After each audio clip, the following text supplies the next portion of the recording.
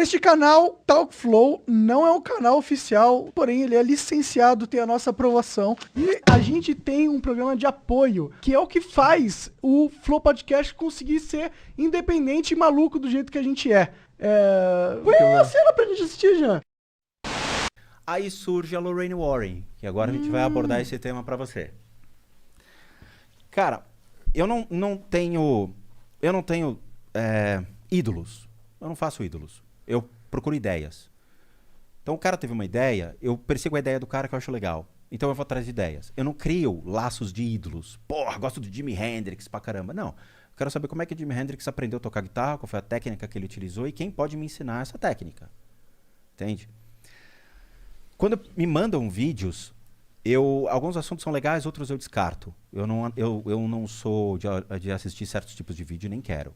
Auschwitz, cara, quem me manda eu denuncio pro YouTube na hora. A gente mantém uma ética seríssima.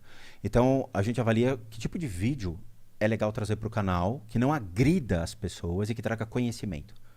Então, tem muita coisa que eu não analiso. Tá? Extermínio, atentado, coisa tipo, eu não pego. Sensível isso. Não só isso, mas porque envolve um caráter. Eu não quero. Eu acho ruim esse tipo de coisa. Envolve um caráter, né? Analisar essas coisas? Caráter porque você respeita a dor da pessoa e você respeita o sofrimento de um povo. Mas eu acho que como uma análise... Você pode Auschwitz, fazer uma análise, por exemplo, né? rabinos podem falar, cara, eu não quero esse tipo de coisa no canal do YouTube. Com certeza não vão querer. Entendi. Mas é a mesma... Pra mim, esse é o mesmo sentimento dos caras islâmicos que não querem uma charge do Maomé, tá ligado?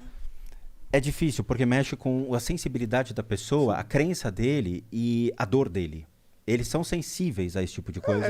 É que a minha percepção é que a acessibilidade dos outros é problema deles. Eu concordo. E aí é um monarca radical. Tem que fumar mais um pouco aí. Não, você falou que ele é bom, pô, que ele tem que vir. Me mandaram um vídeo da dita Lorraine Warren. Eu não sei quem é Lorraine Warren. Fui pesquisar. Lorraine Warren é responsável pelos grandes filmes do cinema. Annabelle 1, 2, 3, A Missão, a Saga, a Revolução da Annabelle, todas essas coisas da Annabelle. Amityville, tudo. E aí, peraí. Por que a gente não vai entender, então, quem foi Lorraine Warren nas ideias? Ao contrário de ver o que o cinema me traz. Eu não vou ver o cachorro pelo rabo, eu quero ver a cabeça do animal. Nos anos 80, até antes, nos Estados Unidos, os Estados Unidos era feito por condados, por estados, cada um separado. Cada um tem suas histórias, cada um tem suas crenças, cada um tem suas ideologias e leis. Tanto a Lorraine Warren quanto o Ed Warren, que eram casados, o Ed era um ex-militar que tinha voltado pra guerra, não tinha porra nenhuma, não tinha um puto no bolso, falou, vamos trabalhar do quê?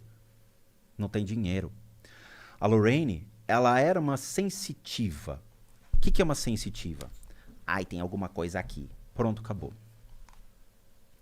O grau de desenvolvimento dentro disso eu tenho uma sensibilidade, eu desenvolvo a minha sensibilidade para uma mediunidade adquirindo habilidades e conhecimento sobre esse tipo de coisa, e depois eu desenvolvo a minha capacidade para algo maior, que é entre os arhatas, entre os caras mais punk fritadores mesmo, que eles geram um range de percepção maior e limpam toda a porcaria que você vai alimentando o seu corpo, seu ego, seu apego e tudo mais.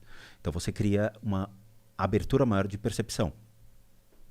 Tudo bem, beleza. Só que o conceito de mediunidade não tem nos Estados Unidos. O que eles têm são só os psychics, são só sensitivos. A mediunidade surgiu no século XIX pelos centros espíritas e vem para o Brasil e cria alicerces no Brasil se aliando com o cristianismo. Então você vai no centro espírita kardecista, tem imagem de Jesus, tem cruz, tem algumas coisas que você fala, pô, né? Esse centro de Umbanda tem demais isso. Porque ela se espalha por meio da crença local, que é o cristianismo. Quando tentou ir para os Estados Unidos, até Chico Xavier tentou colocar ela lá, não foi aceito. Por quê? Porque você tem igrejas extremamente fortes nos Estados Unidos, igrejas protestantes seríssimas, anglicanas e tudo mais, que não permitem esse tipo de coisa. Então foi barrado.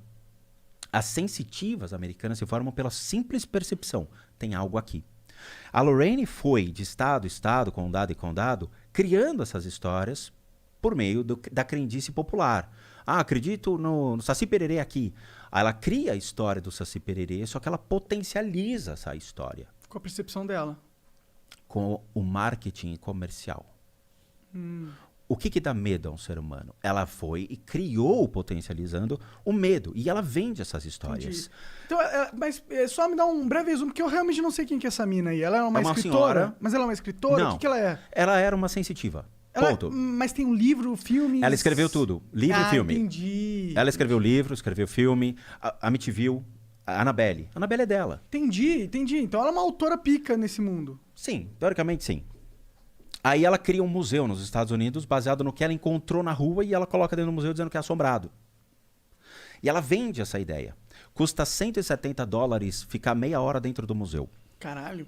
Caro, hein? Caro. Mas ele cobra. Quem cobra é o genro dela. Porque ela faleceu e o Ed faleceu. Quem morreu primeiro foi o Ed, depois ela. Tá? Então ela já é Como falecida. eles faleceram? Foi de boa? Cara, foi ruim isso. Porque a Lorraine estava viva. Quando eu fiz a análise do vídeo dela, eu falei, ela vai morrer por uma doença cardiorrespiratória que vai pegar ela. Morreu cardiorrespiratória. Caralho. É horrível isso. Porque não tem que prever a morte de ninguém. Mas eu falei, tipo, na adrenalina do vídeo. Sim. Na adrenalina.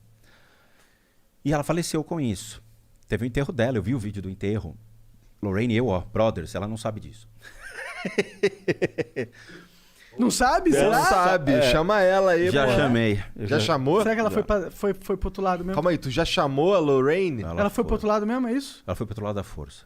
É isso? Eu vou Você tá explicar. falando zoando ou tá falando sério? Não, tô falando sério. Ela foi, Isso é ela- bom, caralho, né? Não, ela não foi lá. Ela foi pra outro lugar.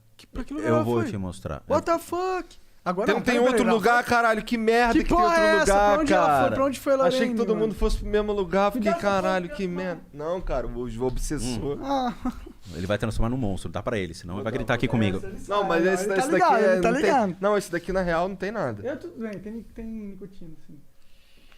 Um pouquinho, tudo bem. É que esse aqui acabou, né? Tá, então vamos lá. Aí o que acontece? Eu comecei a ver alguns vídeos da Lorraine indo nos lugares e tentando ajudar as pessoas. Cara, quando você vê a necessidade de uma pessoa que precisa ali de retirada de energia sobre ela ou das casas, é uma coisa muito verdadeira, muito honesta. A pessoa precisa de ajuda, nem que seja uma conversa, um esclarecimento sobre o fato e tudo mais. Ela entrava, olhava, falava, sua casa está imunda. E saía, cara. Ô filha, volta aí e faz alguma coisa. Você não é a mulher que enfrentou a Annabelle no cinema? Faça algo. Não fazia. Eu assisti dezenas de vídeos que ela fazia isso e sempre era o mesmo padrão. Mesmo padrão. Fala, porra, quem é que tá vendendo essas coisas pro cinema? Quem é que tá liderando a verdade do cinema?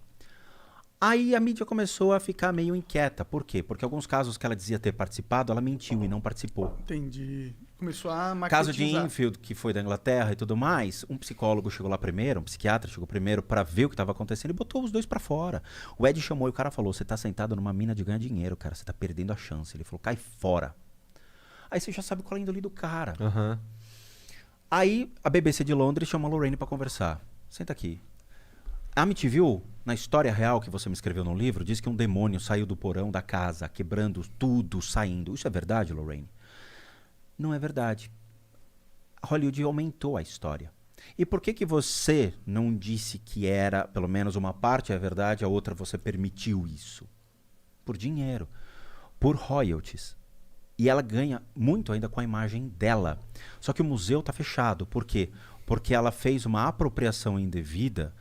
O museu não pode atuar numa área residencial. E a prefeitura foi lá e fechou o museu dela. Entendi. Então ela acumula multas assim, milionárias com relação a isso. Outra, tem um escândalo que envolve o Ed. E, infelizmente, eu recebi essa matéria, e até dou o direito de dúvida, que fala que o Ed mantinha uma criança, 17 anos de idade, uma menina, e ele já mais velho, na qual ele tinha relações sexuais concedidas pela própria Lorraine Warren dentro de casa. A menina ficava no quarto de baixo, a Lorraine ficava no quarto de cima, uma noite ela dormia com ele, uma noite dormia com a Lorraine. Tá? Então, assim, a gente tem que tomar cuidado com falsos ídolos. Quando a gente vai analisar essas histórias, a gente cria apreço pela história, mas admira mais o ser humano. Cara, esse ser humano, ele tá fadado a erros. Então, quando a gente mostra isso em vídeo, comprova, documentos seríssimos e tudo mais, você tá errado. E não a Lorraine e o Ed. E aí, quando você fala, tá, vamos testar a veracidade disso, trazendo pelo menos um approach próximo à ciência, e você descobre que não é verdade, que a coisa não é real, você é condenado.